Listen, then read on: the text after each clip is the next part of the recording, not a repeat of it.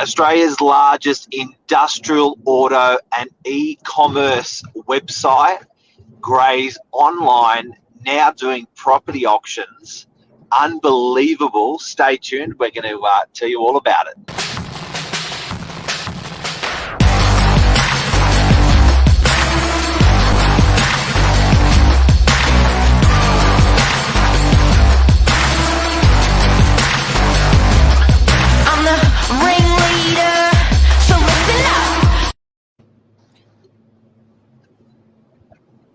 Hello, Michael.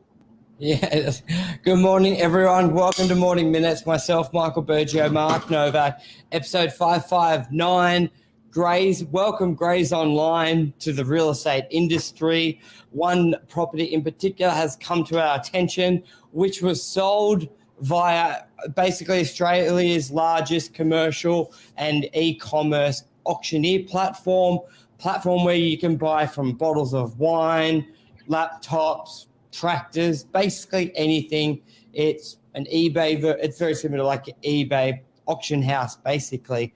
And what I'm sure it's been around, I'm sure people have used it in the past for property, and the company's been around for many years. But there was something in our backyard, you could say, that really got the attention of us as an agency and really wanted us to have the conversation because we're seeing, especially through COVID, Mark, there's another company, Open to View. We've had them in the office who do a very similar service. So today's not about them versus against who's better.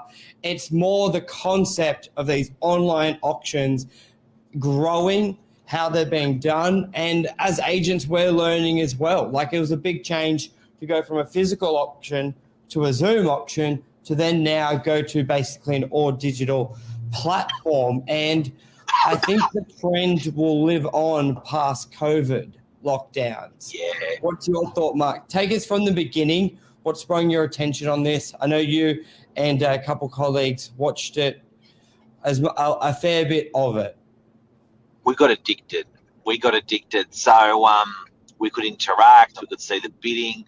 So it was William Street, 23 William Street, North Manly. Can we whack the link in there? Just so people can have a look here as well. And, it was pretty incredible because we noticed it was an out-of-area agent. So I think it was Harcourts. I had a chat to the agent, lovely agent. I think his name was Peter. Anyway, lovely guy. And I was like, mate, what's the story with an auction? He said, look, we're selling on behalf of the bank. If people are interested in bidding, they register. Something we're all familiar with, to like eBay and you know what, probably something we're all a little bit addicted to. Here it is. So here's a little old property there. We had a similar property up the road, which generated my inquiry towards this. Wanted to see little old house. Now they started the bidding at $49,000. $49,000. It seemed like the bidding started opening. I think it was on during the week, maybe Friday or around there at 49,000.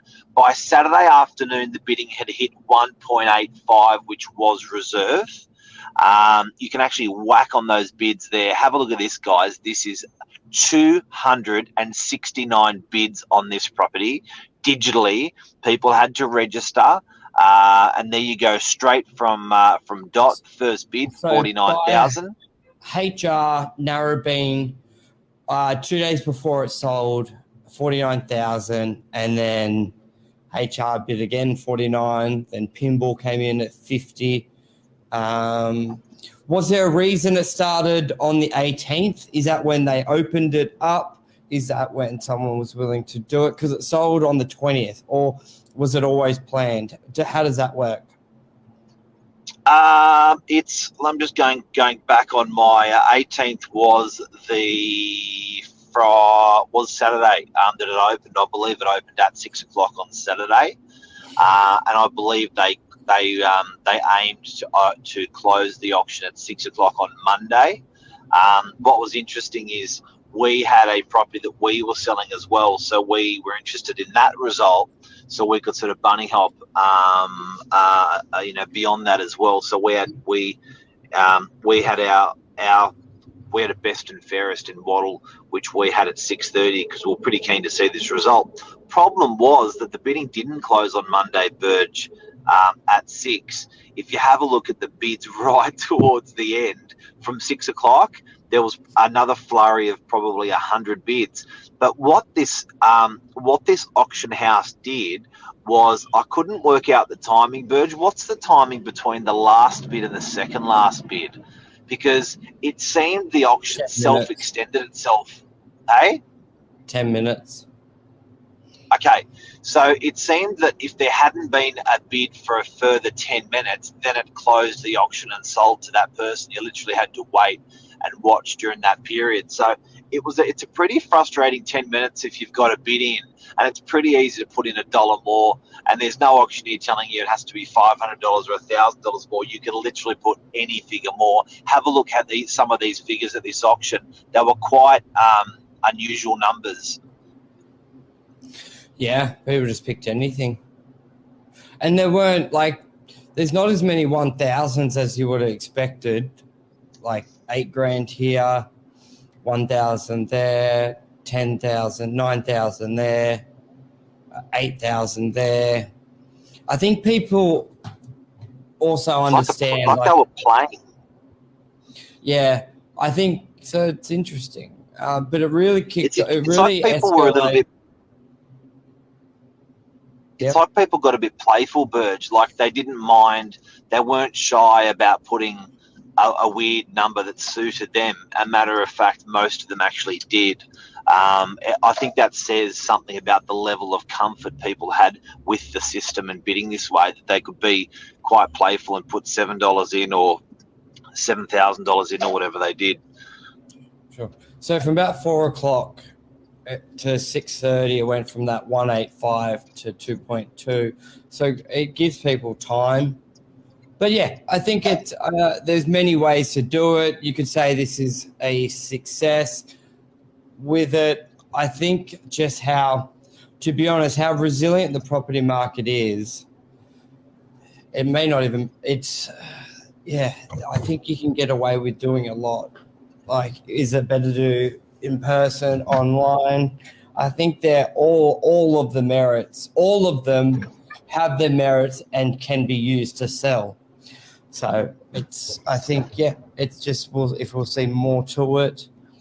I don't think that once we're open again, people are going to want to do the on-site, even from an agent's point of view. Like, we're in the people business, and being on-site, meeting the neighbours is priceless. So it's definitely, I think owners can have comfort if they need to sell now during lockdown, or even in the future, if there's whatever reason they're interstate or they just can't do a physical one. There is a good, genuine backup for an auction process, where previously, if you couldn't do the auction, you had to do private treaty, and you may just have that property that is a special property and you don't want to do private treaty, but you can't hold an in-person one on site. So you're a bit like, what do I do? I think there's been enough cases now of property sales that you as an owner, you as an agent, you as a buyer, more importantly, it doesn't matter how much owners love it. If buyers hate it and don't feel comfortable, it's not going to go too far.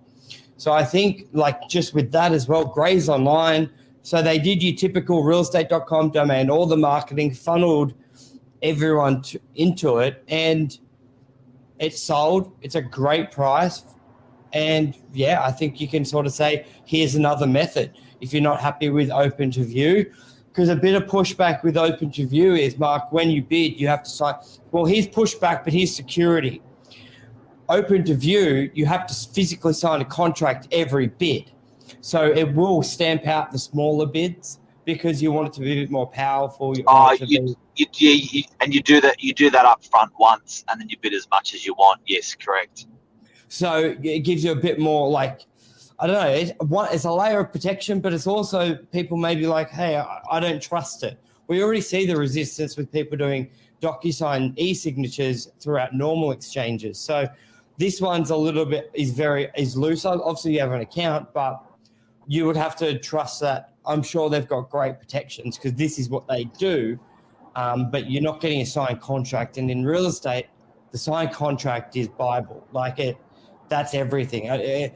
There could be a big argument. It was like, yeah, you won the bidding online. Yes, you got the regulations, but until a contract is signed and it's exchanged, and there could be a minute delay with that Grays online process.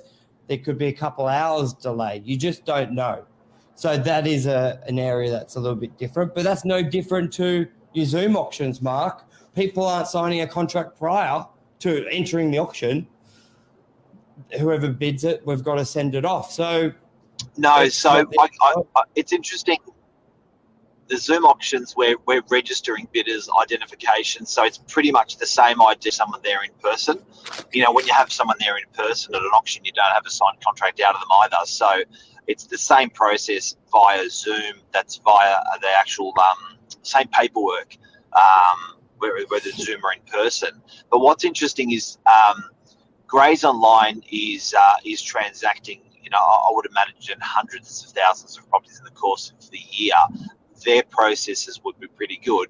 Now, obviously, if they're selling this on behalf of a bank, I'd like to think that Grays Online and the size of Grays Online, they've obviously worked out the logistics behind it with property law. I'm pretty keen to give it a go. I'm keen to give Open Negotiation a go, which is, like you mentioned, another platform. I'm pretty keen to give. We've given Zoom a go. We've given FaceTime a go with an auctioneer. But both when we did Zoom and when we did FaceTime, we did have a physical auctioneer in the house, which was the host. But this is actually taking away the host. Open Negotiation and Grays Online is taking away the host being the auctioneer, I should say. Michelle has a question for us, and it is: can you run through your best and fair? Yeah, you do. I'm just looking at Grays, see if there's a percentage to sell. What's the fee on it? So just what they charge. Can you run a best and fairest approach? Absolutely. I would like to think, and this is what I love, with Open Negotiation, you definitely can. So it's almost like a snap auction where if you've got three buyers heavily competing for the property, they can't land a price because they keep going on top of each other with price. You can move it to a snap auction, which is your auctioneer, or you could possibly move it to Grays Online. I don't know what the lead time is on Grays Online to get a property up, but I definitely know on Open Negotiation you can do it real fast. I just put the answer so how does Grays make their money? Answer: when you sell on Grays, you pay an upfront. You pay no upfront listing or appraisal fee. We charge the buyers a premium on your listing. We do charge a commission once sold, but this varies product to product. So I'm just trying to find that listing fee. They may not put it on their website because it's case by case. Because it's so new as well. Maybe let's give them a call today and we'll find out. It's an interesting number. I'd love to know what they charge. 5% on a laptop for $1,000 is $50. That's okay, but 5% on $2 million. Yeah, that's right. You know what I mean? So it would vary. I'm sure they've got a cap thing, like many things, where it's a percentage up to a fixed amount. Yep. And Luke reckons I'd give anything a go. Yeah. Remember that? You're open to things. Most agents aren't even doing the online auctions. What if the asset doesn't sell? Are you still open for business during COVID? I'm just going through. Let me put the link to Grays here. Copy. I put the link to Grays. So, yeah, we could say there's a new kid on the block, or we're just knowing this, basically. Open to view. There is now a new kid. That's well said. There is a new kid on the block. They are Grays Online. I haven't seen eBay doing house auctions yet.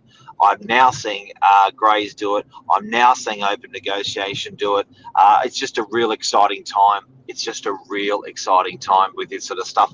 And I've got to say, guys, we were. I was like refresh.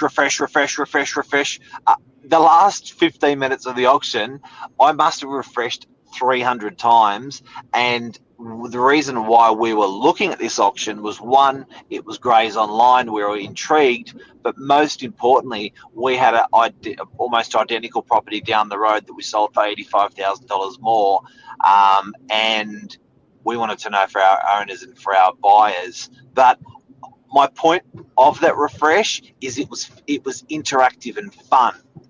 So don't underestimate that. I was just looking.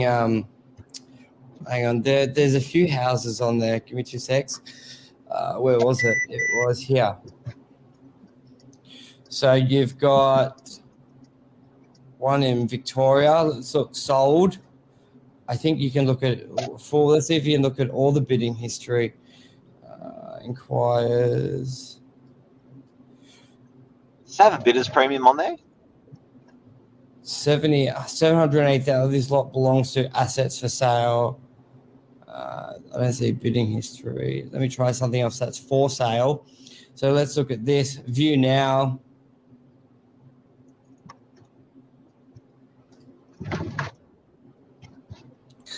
It's pretty cool. It's actually a really cool concept. You can just go on and just make a bid. View size. So I think there is a set bidding time to make a bid when it opens. So anyway, there you go. Awesome. That's a wrap. Guys, thank you, there's some more news for you on property. Hopefully we helped. And share us, like us if you love the topic. And online auctions, what an incredible topic. I love it. I love the movement with technology like that this presents. It's massive. Huge.